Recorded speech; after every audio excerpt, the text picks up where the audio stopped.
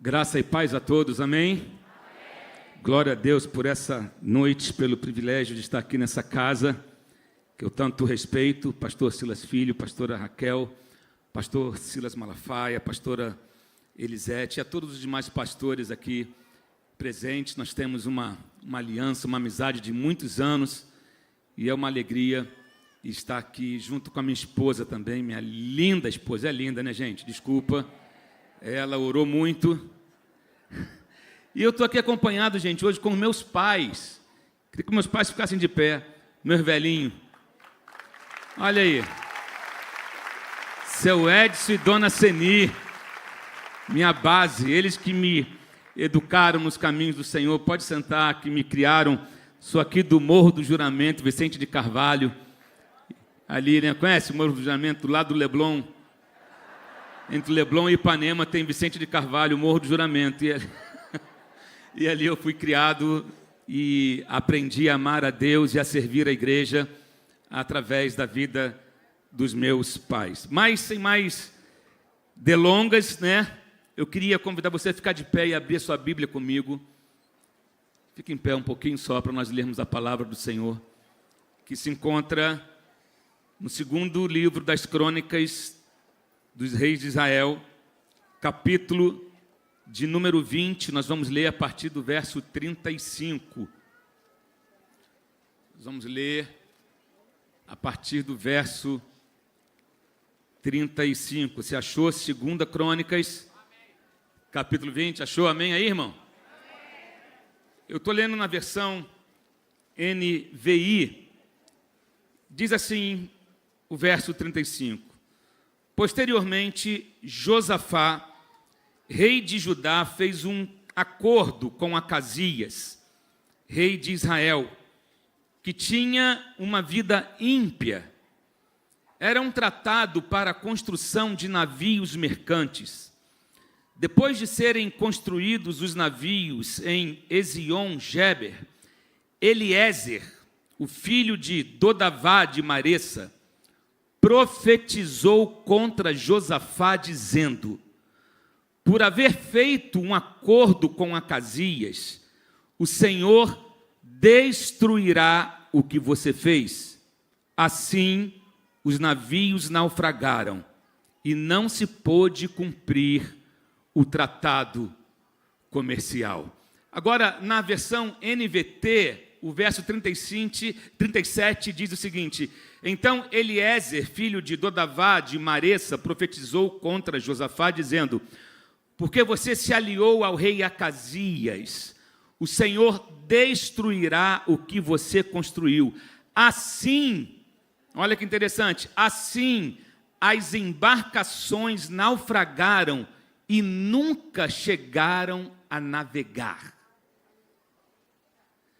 O título dessa mensagem de hoje é o Deus que ainda despedaça navios para salvar alianças.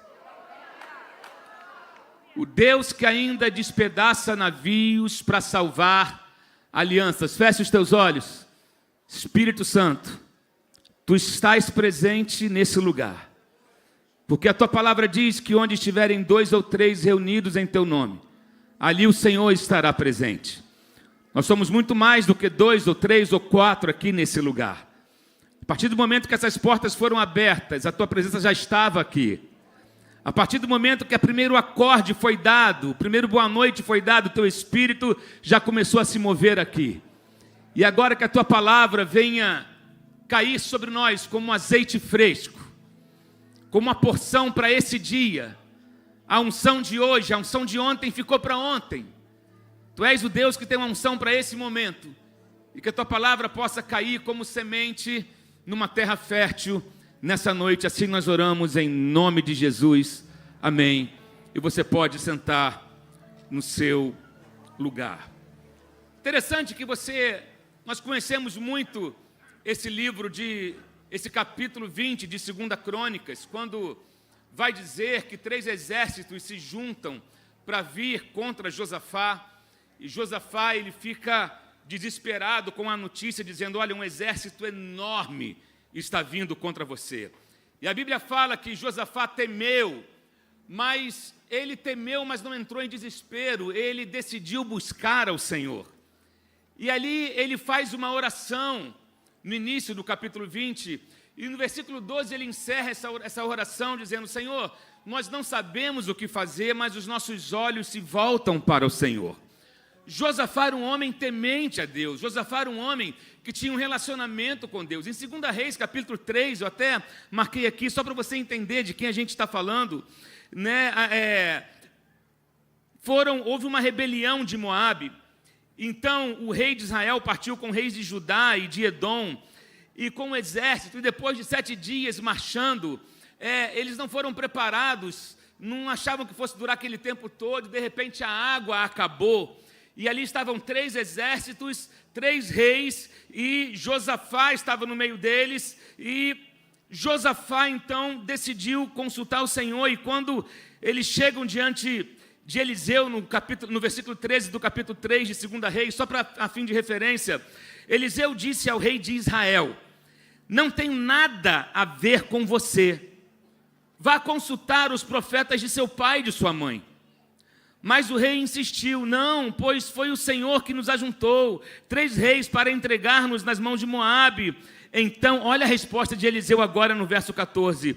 Então Eliseu disse: juro pelo nome do Senhor dos exércitos a quem sirvo, que se não fosse por respeito a Josafá, rei de Judá, eu não olharia para vocês, nem mesmo daria atenção.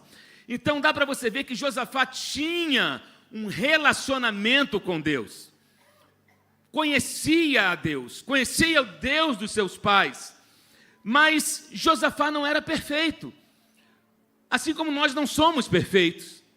Todo homem de Deus na Bíblia tinha algum tipo de falha, né? Mas entrando no texto que nós lemos agora, Deus deu livramento a Josafá aqui no capítulo 20, você sabe, ele não pega exércitos para ir na frente da batalha, ele pega ministros de louvores e começa a colocar na frente da batalha, e enquanto eles adoravam o Senhor, o exército inimigo entrou em confusão entre eles mesmos e sumiram. Então eles começaram adorando no deserto de Tecoa, e a adoração os conduziu até o vale de Beraca, que Beraca significa bênção. Interessante que não foi a marcha do exército ou a estratégia do exército, foi a adoração que fez eles atravessarem o deserto e chegarem a um lugar de bênção. Eu acho que você não entendeu.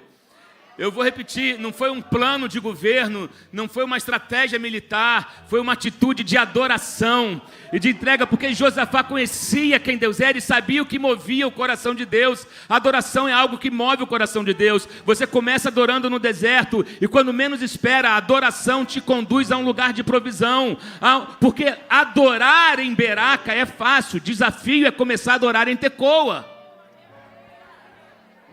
Nós queremos deixar o culto da celebração e de vitória para Beraca, mas o desafio é você começar o culto da adoração em Tecoa. Acho que você não entendeu ainda. Nós sempre esperamos o final para celebrar, mas a gente tem que aprender a celebrar antes que a vitória chegue. Lá em Isaías vai dizer: cante, ó estéril, você que não teve filhos, porque você será mãe de muitos. Que coisa meio doida é essa? Como é que manda cantar se eu quero ter filho e sou estéril? Ele fala: celebra agora, glorifica agora, dá o culto de gratidão agora. Tem alguém aqui que pode dar um louvor a Deus, mesmo que você ainda não tenha recebido o que você veio buscar, mesmo que ainda você não esteja vivendo na sua vida a fase que você gostaria, mas é nesse momento que adoradores são forjados. Amém, gente? Adoração move o coração de Deus.